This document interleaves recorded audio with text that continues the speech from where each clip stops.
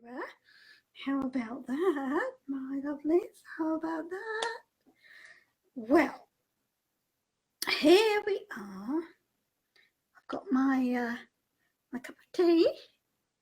Do you have a beverage of choice with you? Let's settle in. So I'm Antonia, and I am all about change and how yoga gives us tools for change. Since I'm in midlife and yoga helped me with that, that tends to be where I focus. Yoga for midlife.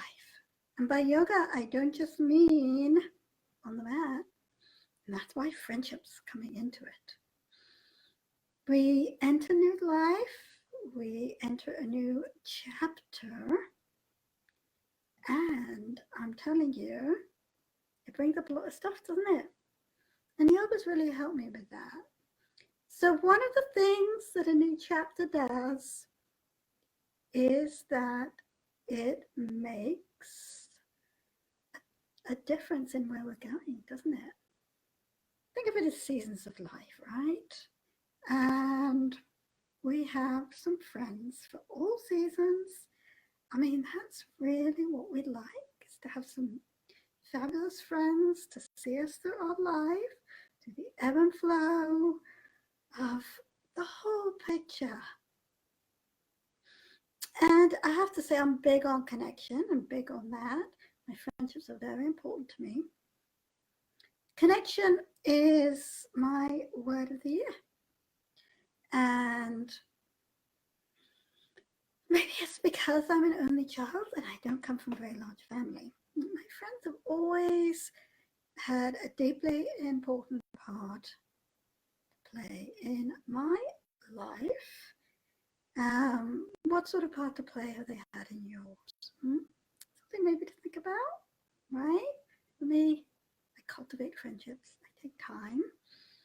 It's important to me to make sure that I'm nurturing my friendships.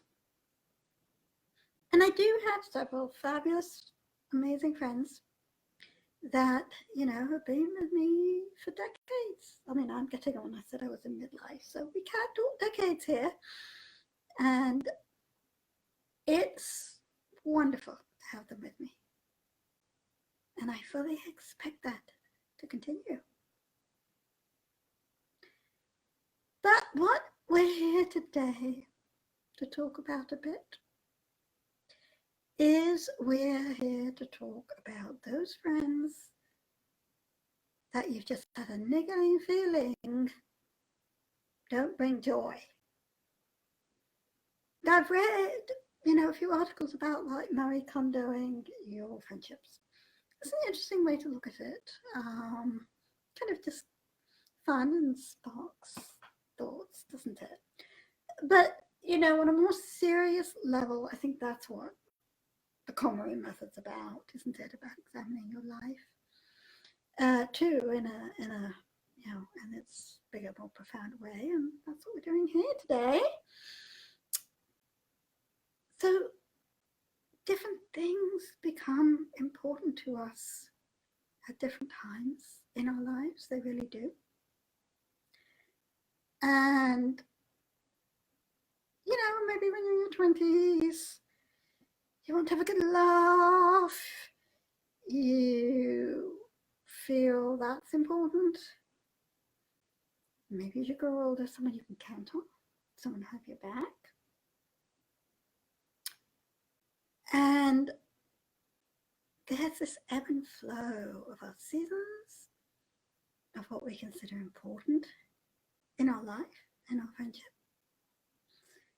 And that's when we start to examine our life and our friendship often, isn't it? When we're entering a new chapter of life. And there are all these like hallmarks, including the one I'm in, midlife.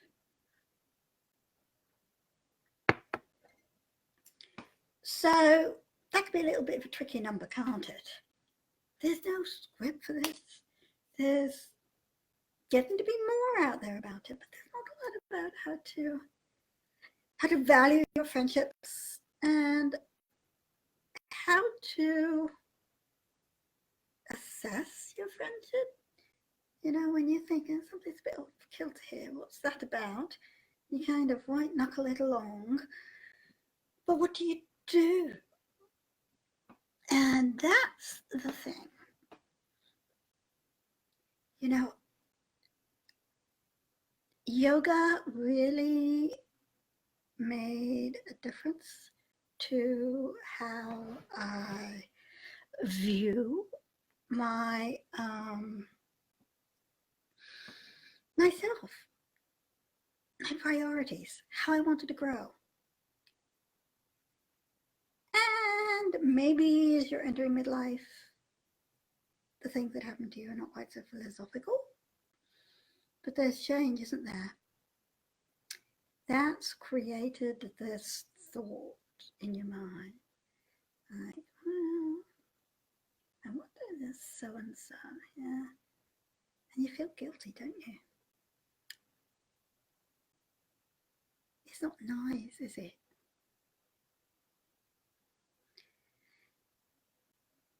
But in the same way as if you had a romantic partnership that wasn't really working out for you, then you've got to figure that out and do something about it. I mean, I've had a couple of friends that it was sad. I had this long-standing friend. I'd seen her through quite a few things, um, but then when I wanted her to see me through a couple of things, she was sort of AWOL. That was very depressing. It was very sad. It hurt. And I felt a bit resentful. You know, I've been there for her and she couldn't be there for me. Yeah, that's the way it was. So I sort of ratcheted back the friendship. Then I realized too that there was this judgmental streak that I didn't enjoy in her. Kind of an inflexible, judgmental area. And that's not me, you know. I'm not like that. I don't tend to think in absolutes as much as all that. So I realized this and it was sad. But that's what I'm talking about. You know, different things being important to you, change values. Like having the same value as each other. We didn't really share values. Then there's also, of course, the everyday thing. I had this friend, and I met her when I was very young. So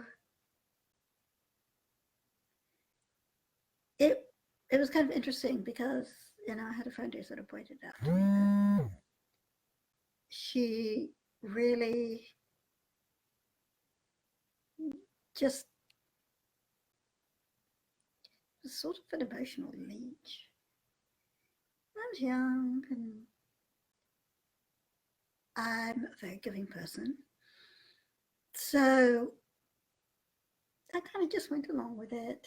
Like she'd come in and wake me up early and immediately start going off on, you know, all this stuff that was happening. Like she'd bring me like a coffee and a pastry.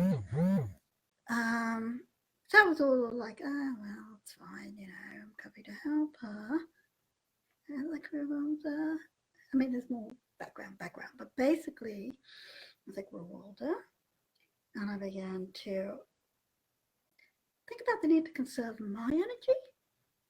Well, it all got a little sticky, I'm here to say to you. This one was a bit sticky. There'd be calls with the crisis of the day, and there was a crisis every day. That the next day was all totally forgotten.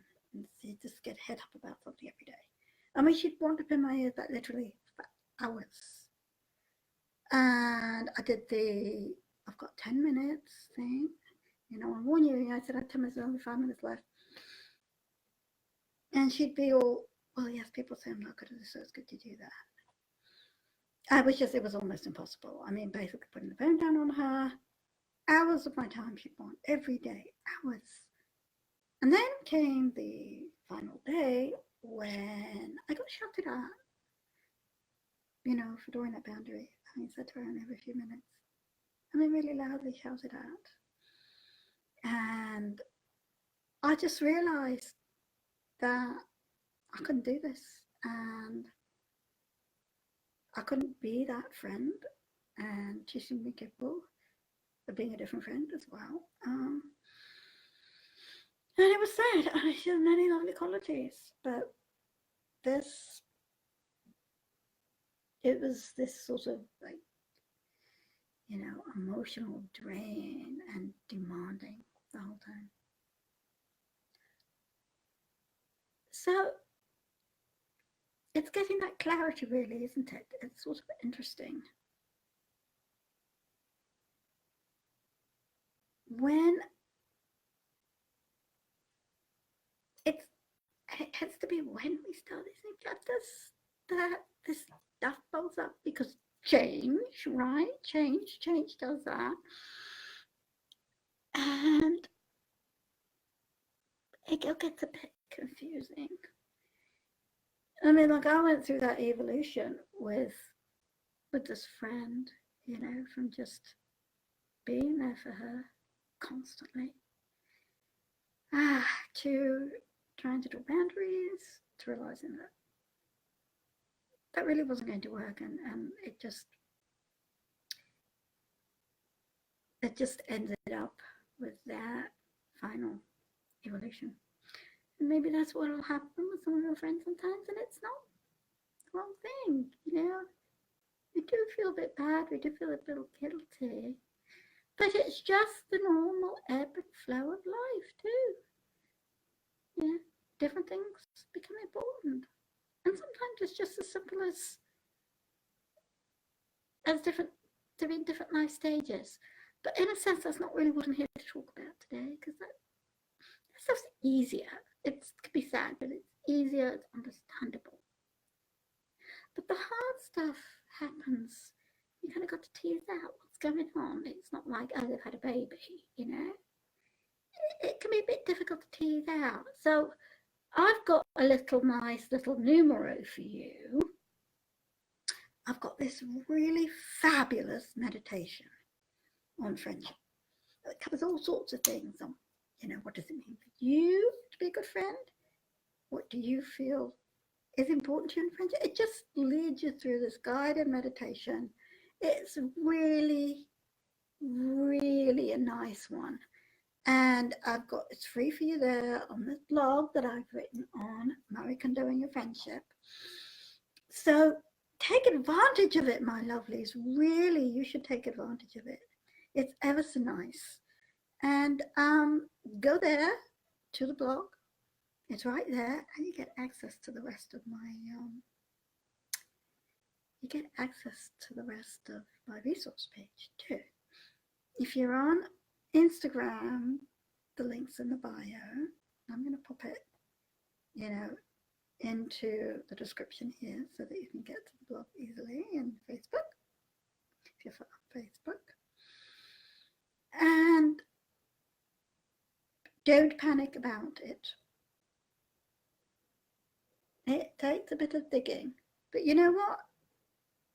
It's niggling at you. It's niggling at you. So just go and do something about it. Dig into what's going on a bit, because it's there. It's not going away. And at the same time, treasure. I'm telling you, treasure your beautiful, long-standing friends, even if at this point in life you don't have a huge amount of time for them. They know you're there if you treasure them. And just drop them a line or two here or there, and know that you'll be able to pick up that friendship again as well. So, Marie Kondoing Your Friendship is quite an interesting thing to do, but it needs to be done. So thanks, my lovelies, and don't forget to check out the blog and get the meditation. Fabulous seeing you all today.